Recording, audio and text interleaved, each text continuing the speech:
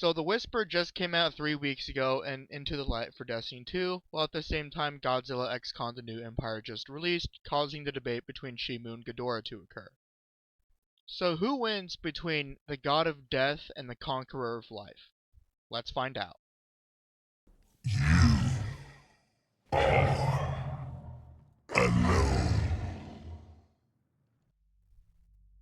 For my new viewers who don't know who Zol is, allow me to explain. Zol is the god of death from Destiny 2. He is known as a worm god. There are 5 worm gods. Each of these 5 worm gods transcends each and all hive. Zol is simply at the top of the hive hierarchy within the Ascendant Plane. To give an example of who Zol scales above, let me give you a scaling chain for Zol you can easily use for your own purposes. Zol created a physical avatar called the Whisper of the Worm. The Whisper of the Worm is capable of harming Hive God Savathun. Hive God Savathun is multiple levels of power above when she first stepped into a black hole and then out of it, putting Zol at solar system level or higher at his full power. For combat speed, it's actually really simple to scale Zol. Zol scales to a percentage of the speed of light, or he completely scales to the speed of light. What you do is you take the Guardian, you take their solar energies, which is literally the energy of the sun, and then you scale it to their combat speed because of how paracausality works. And then you say, because Zol's faster than the Guardian by X amount or X times, he would be light speed or somewhere around light speed. Where Zol becomes much more interesting, I'd say would be his powers. Zol wields a lot of powers for a hive god. As the most intelligent of the worm gods, he knows forbidden magic that allows him to defy even what the sword logic can do conventionally. Zol releases atomic annihilating flames from his mouth. He'll grab his opponent and eat them whole. His worm body allows him to take attacks that should destroy him, like gravity attacks, space attacks, time attacks, lightning attacks, and even sun-based attacks. Out of all the worm gods, Zol's likely the most intelligent. He went from the weakest of the worm gods to now being one of the stronger worm gods of the 5 due to how he handled amping himself through other people. Zol constantly has other people amping his power all the time by paying him tribute and death. Because of this, Zol has gained the most power that we know of out of all the worm gods, and so he's not at all the weak link anymore. And this all comes from the fact that Zol is very careful about the decisions he makes in a fight as well as out of a fight. Whenever Zol interacts with an opponent, he generally tries to overpower them after isolating them in place in order to go for the kill. He's not one to take it easy, as he's rather get the job done and then go home and amp himself. He will not at all take it lightly. So for someone like Ghidorah, he's going to be hard pressed to keep himself safe against Zol because he's going to be relentless at all times, coming up from the ground or trying to surprise him by suffocating him with strangulation. Overall, I would be very careful on how you would fight Zol as an opponent because he is not going down easy whatsoever. He is extremely tanky and he can dish out a lot of damage.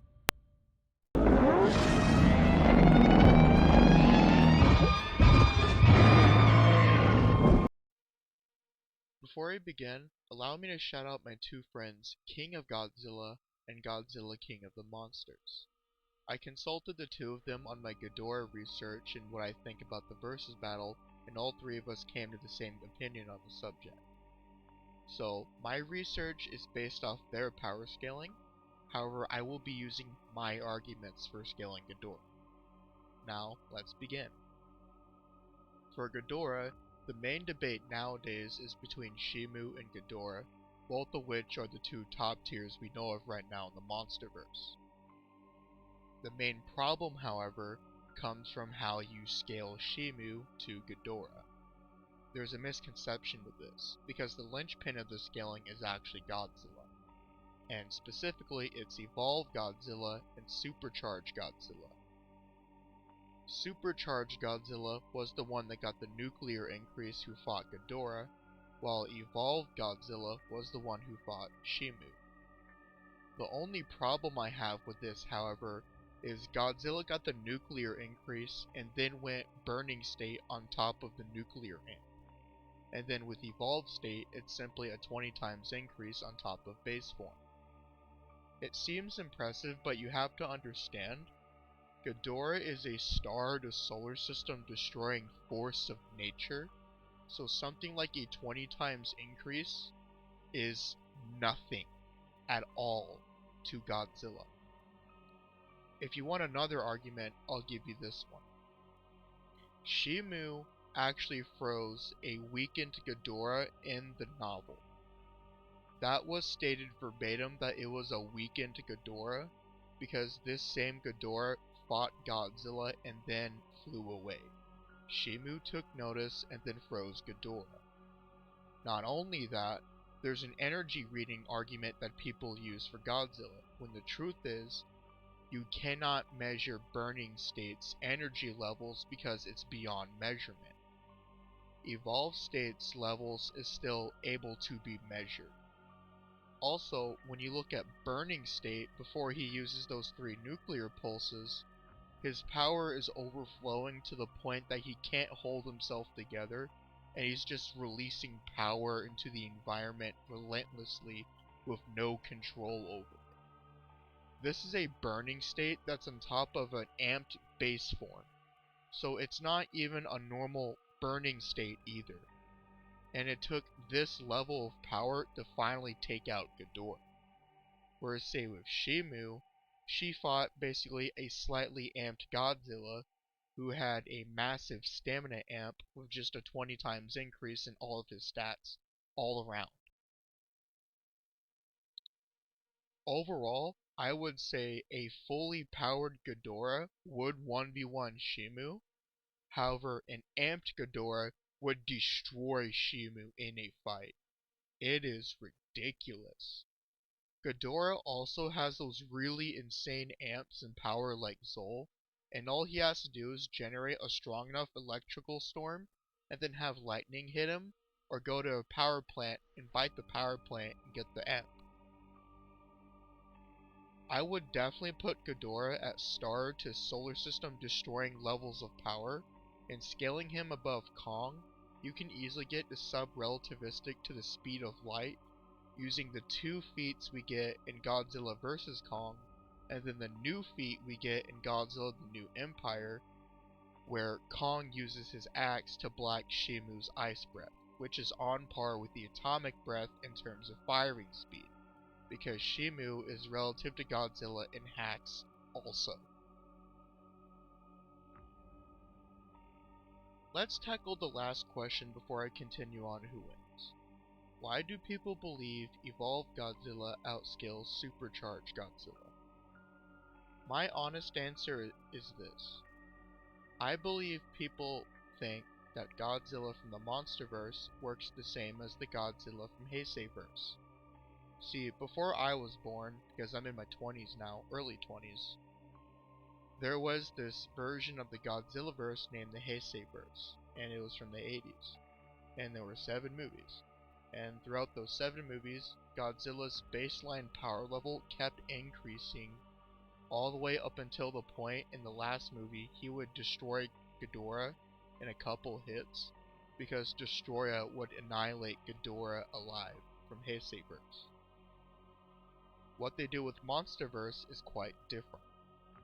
What they do in Monsterverse is they leave Godzilla at a level of power that's considered as his base form / full power, and then when he needs to fight stronger enemies like Shimu and Ghidorah, they give him amps to allow him to remain equal to those characters. However, it scales above his base form, so that whatever amps he's getting from movie to movie is quite minimal in comparison to Heiseiverse. In fact, Godzilla got so strong in Heiseiverse that he burnt himself out. He literally died because he was too strong. His body was building so much energy to the point that it got too hot and it eventually just died after fighting Destroyer. They don't do that with Godzilla in the Monsterverse.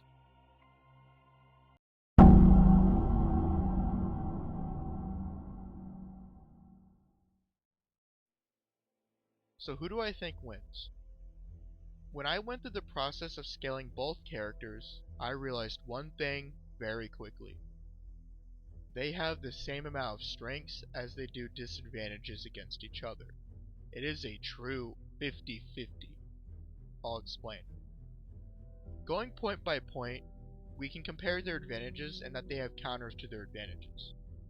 For example, Zol has better amps than Ghidorah. However, Ghidorah has energy absorption, so Zol's ranged attacks would not work against Ghidorah. Zol's intelligence would allow him to not simply amp Ghidorah for no reason, as the first time he would notice Ghidorah absorbing his energy attacks, he would swap into fighting physically, meaning Ghidorah can't get stronger anymore through taking attacks from Zol. At that point, he's forced to generate storms or bite power plants. Zol can counter this by going underground and then coming back up and then pulling Ghidorah say halfway underground and then trying to eat his body from either under the ground or on the surface.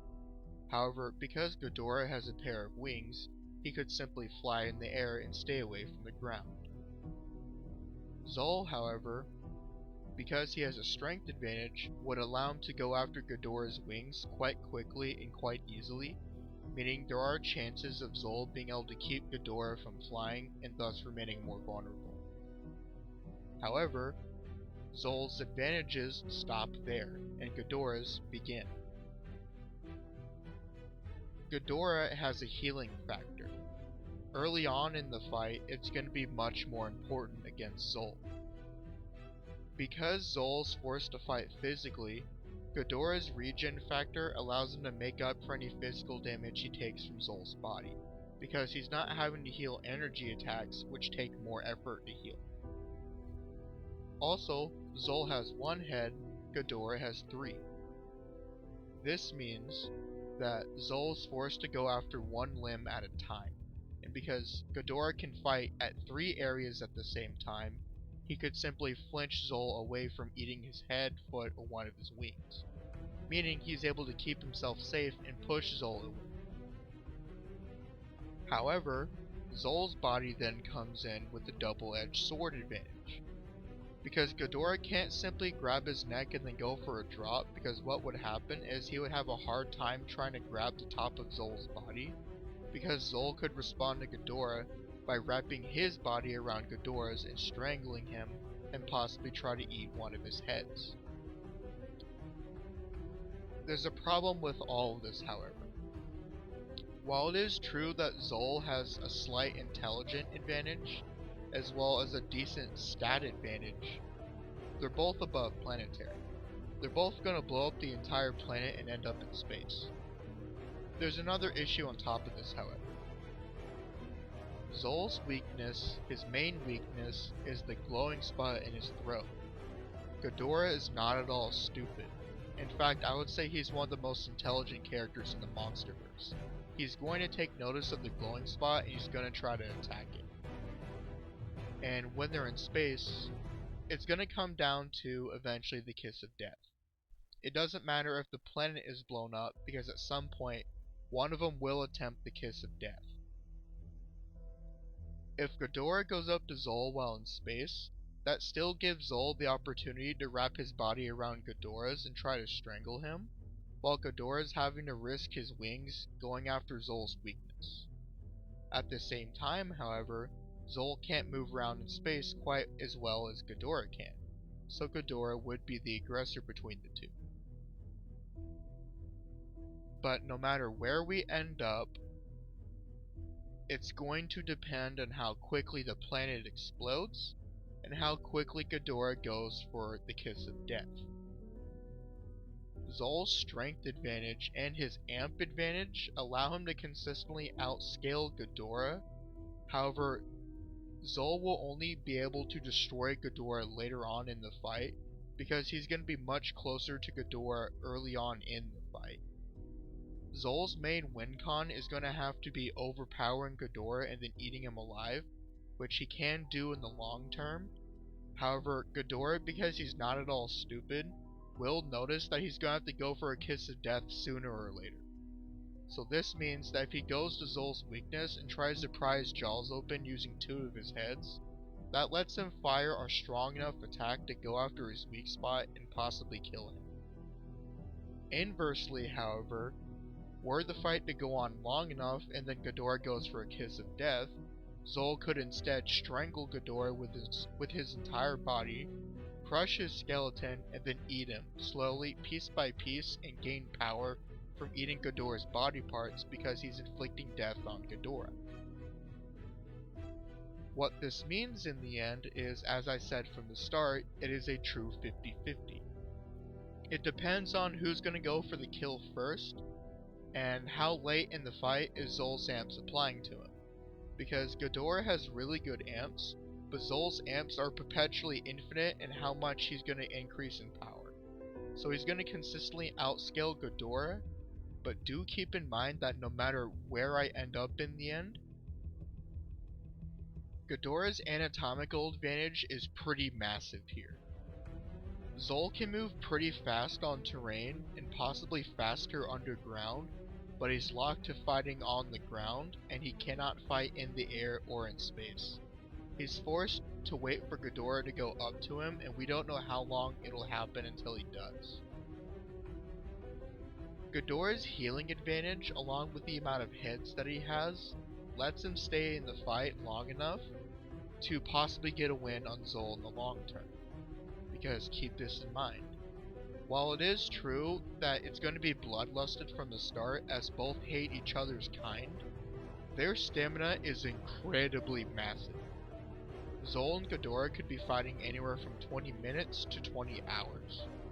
It's all going to depend on when the planet explodes and when one of them goes for a kiss of death. If you want specifically my honest opinion, I'll give you this. In the short term, Ghidorah is likely to take it if the planet explodes early and he goes for a kill, because he's just close enough in power to overpower Zol through his weakness and go for the kill and win. In the long term, however, Zol's eventually going to overpower Ghidorah, Ghidorah will no longer be able to hurt Zol, and Zol will have the ability to freely eat Ghidorah alive and overpower his healing factor to the point that Ghidorah's healing factor will no longer matter. The caveat here is both conclusions are rather extreme. So if I were to side with one conclusion, I would also have to give credit to the other conclusion, because both end up in the same area, which is one of them could have an advantage so dominant that they could overpower the other. However, it is all situation based. We do not know how it would go because this is a competitive fight to the death. Both sides are bloodlusted and they both want the other to die. So, I don't know. What do you guys think? Because I had a fun time making this video and I still can't decide on who wins between the two. Anyway, if you like cool stuff like this, please let me know. Like, share, and subscribe. Y'all are the goats. Don't forget that. And, I'll see y'all later. Have a good one. Have a good day, night, good morning, good evening, yada yada. Peace.